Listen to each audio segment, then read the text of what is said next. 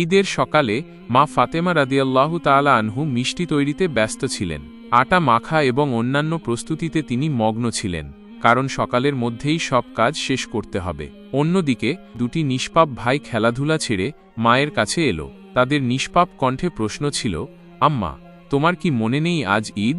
একটু বাইরে এসে দেখো, পাড়ার ছেলেমেয়েরা নতুন জামা পরে কত খুশি, আর আমরা তো এখনো নতুন জামাও পরিনি। এর মানে কি আমরা আজ ঈদ পালন করব না? কিছুক্ষণ পর তারা আবার বলল, আম্মা, তাড়াতাড়ি আমাদের নতুন জামা পরিয়ে দাও, আমরাও তাদের সাথে খেলতে খেলতে ঈদগাহে যেতে চাই। আব্বু এলে তাকে আমাদের সাথে পাঠিয়ে দিও, আমরা তার সাথেই ফিরে আসব। মা স্নেহের সাথে তাদের মাথায় হাত বুলিয়ে কপালে চুমু খেয়ে বললেন, এখনও ঈদগাহে যাওয়ার অনেক সময় আছে বাবা, তোমরা বাইরে গিয়ে একটু ঘুরে এসো, তারপর আমি তোমাদের নতুন জামা পরিয়ে দেব। হয়তো ততক্ষণে তোমাদের আব্বুও এসে পড়বে, হয়তো তিনি তোমাদের জন্য নতুন জামা নিয়ে আসবেন, তখন আমি তোমাদের নতুন জামা পরিয়ে দেব এবং তোমরা আব্বুর সাথে ঈদগাহে যেতে পারবে। এখন যাও বাবা, বাইরে গিয়ে একটু খেলো, আমি এই ফাঁকে আমার কাজগুলো শেষ করে নিই। দুই ভাই বলল, আচ্ছা আম্মা। তারপর ছোট ভাই হঠাৎ জিজ্ঞেস করল, আম্মা, আব্বু কি আমাদের জন্য নতুন জামা আনতে গেছেন? মা দুই ছেলেকে বুকে জড়িয়ে কপালে চুমু খেয়ে চোখের জল মুছে হেসে বললেন, হ্যাঁ বাবা, তোমাদের জন্য নতুন জামা আসবে, আমি অবশ্যই তোমাদের পরিয়ে দেব। এখন তোমরা বাইরে গিয়ে খেলো, সব ঠিক হয়ে যাবে।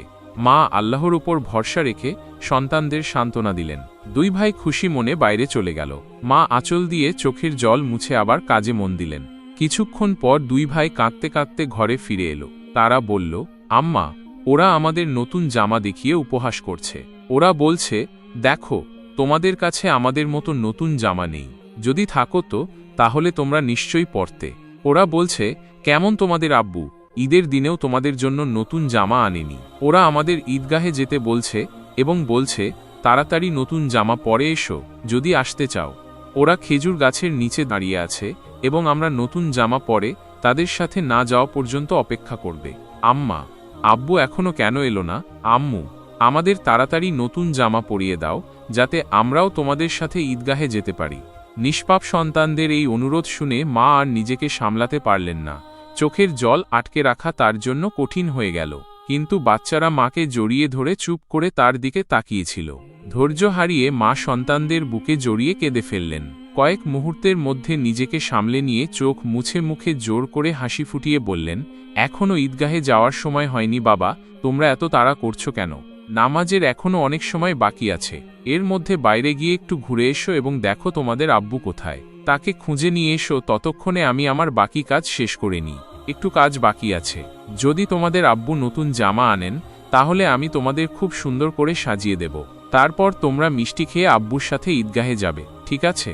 দুই ভাই বলল, আচ্ছা আম্মা।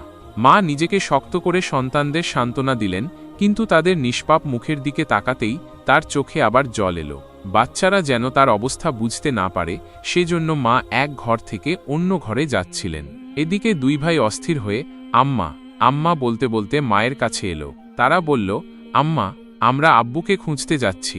মা কান্নাভেজা কণ্ঠে বললেন, হ্যাঁ যাও। তার কণ্ঠের চাপা কষ্ট বাচ্চারা বুঝতে পারল না। বড় ভাই দুঃখ করে বলল, আব্বু কোথায় আছেন? ছোট ভাই বড় ভাইকে জিজ্ঞেস করল, আব্বু কোথায় গেছেন? বড় ভাই উত্তর দিল, জানি না, চলো এখানে ওখানে খুঁজি। ছোট ভাইয়ের কাঁধে হাত রেখে দুই ভাই আব্বুর খোঁজে বের হলো। এদিকে মা মনের কষ্ট কমানোর কোনো উপায় খুঁজে পাচ্ছিলেন না। তার অস্থিরতা বাড়ছিল। তিনি ভাবছিলেন, আমি আমার নিষ্পাপ সন্তানদের কিভাবে বলবো যে আজ তাদের নতুন জামা পরানোর সামর্থ্য আমাদের নেই? তবুও তাদের কিভাবে সান্ত্বনা দেব? আর আজ তো ঈদের দিন, তারা কেন আমার কথা শুনবে? হে আল্লাহ, তুমি ছাড়া আর কোনো ভরসা নেই। ঈদের জন্য যে মিষ্টি তৈরি করেছি তাও কয়েকদিন ধরে অল্প অল্প করে গম বাঁচিয়ে তৈরি করেছি, তা দিয়েই হালুয়া আর রুটি বানিয়েছি, কিন্তু নতুন জামা কোথায় পাবো? হে আল্লাহ, কেন এই মায়ের উপর এত বোঝা দিলে? তুমি তো সবার অবস্থা জানো, আমি এই নিষ্পাপ সন্তানদের কিভাবে বোঝাবো? হে আল্লাহ, তুমি দয়ালু ও সর্বশক্তিমান। মিথ্যা বলা গুনাহ জেনেও আমি সন্তানদের মিথ্যা সান্ত্বনা আর আশা দিয়ে ভুলিয়ে রাখছি, কিন্তু এখন আমি কি করব? তুমিই বলে দাও। হে আল্লাহ, তুমি আমাকে পথ দেখাও। তুমি আমার গরিব স্বামীর অবস্থা জানো, তুমি গরিবদের অবস্থা সম্পর্কে অবগত। হে রহমান, হে রহিম। এই বলতে বলতে মা রান্নাঘরে গিয়ে জোরে জোরে জাঁতা ঘোরাতে লাগলেন। জাঁতার ঘর ঘর শব্দের সাথে তার মনের কষ্টও বের হতে লাগল। চোখ মুছতে মুছতে মিষ্টি তৈরির কাজ দ্রুত চললেও কাজ প্রায় শেষ হওয়ার মুখে আরেকটি সমস্যা এসে দাঁড়াল। ঠিক তখনই আম্মা আম্মা বলতে বলতে দুই নিষ্পাপ সন্তান হাঁপাতে হাঁপাতে মায়ের কাছে এসে দাঁড়াল। মা বললেন, কি হয়েছে বাবা? মা সবসময় স্বামীর দারিদ্র্য দেখে নিজের ইচ্ছা আর আরাম বিসর্জন দিতেন, অল্পতেই খুশি থাকতেন। কিন্তু আজ নিষ্পাপ সন্তানদের ছোট্ট ইচ্ছা তার ধৈর্য ভেঙে দিল। নিজেকে সামলে নিয়ে সন্তানদের কোলে তুলে নিলেন, হাসার চেষ্টা করলেন, তাদের কপালে চুমু খেয়ে বললেন, কি বলবে বাবা? দুই সন্তান হাত দিয়ে চোখ মুছতে শুরু করল। ছোট ভাইও বড় ভাইকে নকল করল। মা বললেন, দেখো বাবা, তোমাদের আব্বা ঠিক সময়ে এসে পড়বেন। আমি এখানে তোমাদের জন্য মিষ্টি বানাচ্ছি। তোমরা মিষ্টি খেয়ে ঈদগাহে যাবে।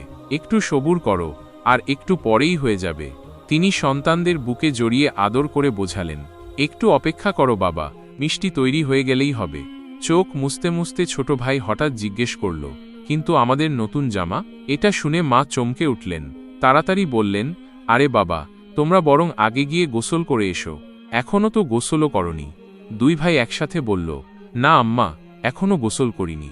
নিষ্পাপ সন্তানদের সাথে ছলনা করা মায়ের জন্য খুব কষ্টের ছিল। তার মন ভেতরে ভেতরে জ্বলছিল। তবুও তিনি হেসে বললেন, বাবা, গোসল না করে কেউ কি ঈদগাহে যায়? যাও, তাড়াতাড়ি গোসল করে এসো, তারপর সব ঠিক হয়ে যাবে। দুই ভাই বলল, আচ্ছা আম্মা, আমরা এখনই গোসল করতে যাচ্ছি। তুমি সব তৈরি রেখো, আমরা তাড়াতাড়ি আসছি। তারা খুশি মনে নাচতে নাচতে বাইরে চলে গেল। মা দোয়া করলেন, যাও বাবা, আল্লাহ হাফেজ। সন্তানরা চলে গেলেও মায়ের মনে চিন্তা আরও গভীর হল। তার মন যেন এক অথৈ সাগরে ডুবছিল। মা ভাবছিলেন, তারা ফিরে এসে যখন বলবে, আমাদের নতুন জামা পরিয়ে দাও, আমরা ঈদগাহে যাব, তখন আমি কি করব? মায়ের মন আর স্থির থাকতে পারল না, তার চোখ থেকে জল গড়িয়ে পড়ল। তিনি সিজদায় পড়ে আল্লাহর কাছে দোয়া করলেন, হে আল্লাহ, তুমি আমার ভরসা। তুমি এই অসহায় মায়ের সাহায্য করো। তুমি আমাকে এই অবস্থা থেকে উদ্ধার করো। হে আল্লাহ, তুমি ছাড়া আমার আর কেউ নেই, আমাকে শান্তি দাও, এই পরিস্থিতি থেকে মুক্তি দাও। এরপর মা উন্মাদিনীর মতো বলতে লাগলেন, হে আল্লাহ, তুমি তো মায়ের মন বোঝো। 3 বার এই নিষ্পাপ অবুঝ বাচ্চাদের ভুলিয়ে ভালিয়ে কোনো মতে সামলেছি, কিন্তু এখন কি করব, কি বলবো? তুমি আমাকে পথ দেখাও। হে আল্লাহ, তুমি আমাকে ভরসা দাও, তুমি সর্বশক্তিমান, তুমি সব পারো। তারপর তিনি চিৎকার করে বললেন, তুমি সব পারো আল্লাহ, তুমি সব পারো। এদিকে গোসল সেরে দুই ভাই খুশি মনে হাত ধরাধরি করে বাড়ির দিকে রওনা হলো। কিছুক্ষণ পর দুই ভাই হাসতে হাসতে বাড়িতে পৌঁছে জোরে ডাকতে লাগলো, আম্মা, আম্মা, আমরা এসেছি আম্মা। কিন্তু মায়ের কাছ থেকে কোনো সাড়া এলো না। ছোট ভাই খুব সরলভাবে বড় ভাইয়ের দিকে তাকিয়ে জিজ্ঞেস করল, ভাইয়া, মা কথা বলছেন না কেন? মা কি ঘুমিয়ে পড়েছেন? বড় ভাই ছোট ভাইকে বুকে জড়িয়ে সান্ত্বনা দিতে লাগল, দাঁড়াও, আমি দেখছি। বড় ভাই মায়ের ঘুম ভাঙানোর জন্য হাত বাড়াতেই দরজায় জোরে ধাক্কার শব্দ হল। বড় ভাই ভয় পেয়ে জিজ্ঞেস করল, কে? বাইরে থেকে কোনো উত্তর এলো না। দুই ভাই অবাক হয়ে একে অপরের দিকে তাকাল। ছোট ভাই ভয়ে বড় ভাইকে জড়িয়ে ধরল। ঠিক তখনই আবার দরজায় জোরে ধাক্কার শব্দ হল। ভয় আর আতঙ্কে দুই ভাই চিৎকার করে উঠল, আম্মা, আম্মা, বাইরে কে? কিন্তু মায়ের কাছ থেকে কোনো সাড়া এলো না। তারপর দরজায় ধাক্কার শব্দের সাথে ভারী কিছুর খসখস শব্দ শোনা গেল। দুই ভাই ভয় পেয়ে গেল। তারা জানত, কোনো আত্মীয়, পরিবারের সদস্য বা প্রতিবেশী বাড়িতে এলে সবসময় সালাম দেয়, কিন্তু এখানে সব